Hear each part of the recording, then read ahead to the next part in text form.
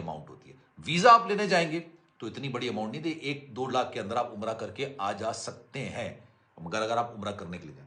अब पाकिस्तानियों की 2 नंबरी आप चेक कीजिए, और सिर्फ पाकिस्तानियों की नहीं है, बहुत सारे लोग इसमें शामिल हैं।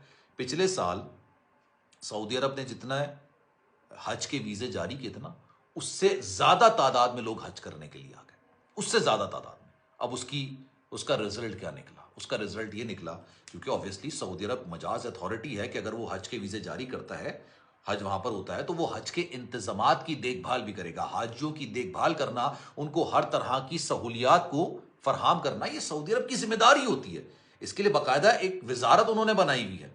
अब हुआ ये कि उन्होंने तो जितने वीजे जारी किए थे हज के, उसी हिसाब से उन्होंने इंतजाम किए, उसी हिसाब उन्होंने खैमे लगाए, उसी के हिसाब से उन्होंने पानी की बोतलें, जूस की बोतलें, दीगर मामला उन्होंने रखे। लेकिन लोगों ने क्या किया?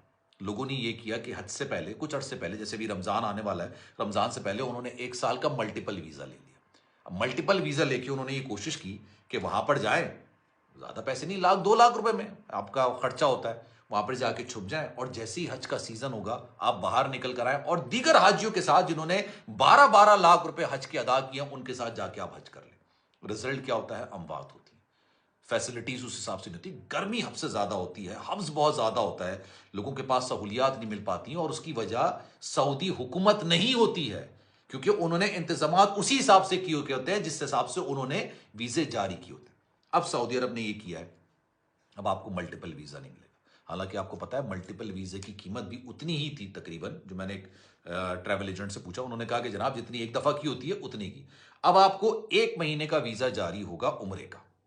उम्रे का अगर आप जाना चाहते हैं, जिसमें आप विजिट भी कह सकते हैं, उम्रे का वीजा 1 महीने का जारी होगा, और उसको अगर आपने एक्सटेंड कराना है तो बहुत हुआ 1 महीने का और आपको एक्सटेंड कर दिया जाएगा। लेकिन इसकी भी कोई गारंटी नहीं है, इसकी भी कोई गारंटी नहीं है। उन्होंने जनाब पाबंदी आयद कर दी है कि पाकिस्तान, भारत, बांग्लादेश, जॉर्डन, इजिप्ट, इनको मल्टीपल वीजा जारी नहीं करना। आप वेबसाइट पे जाएंगे ना, अगर आप जब पाकिस्तान से सर्च करेंगे तो आपको मल्टीपल वीजे की कैटेगरी नजर ही नहीं आएगी। और ये इसलिए किया है ताकि लोग गैर कानूनी हज ना करें।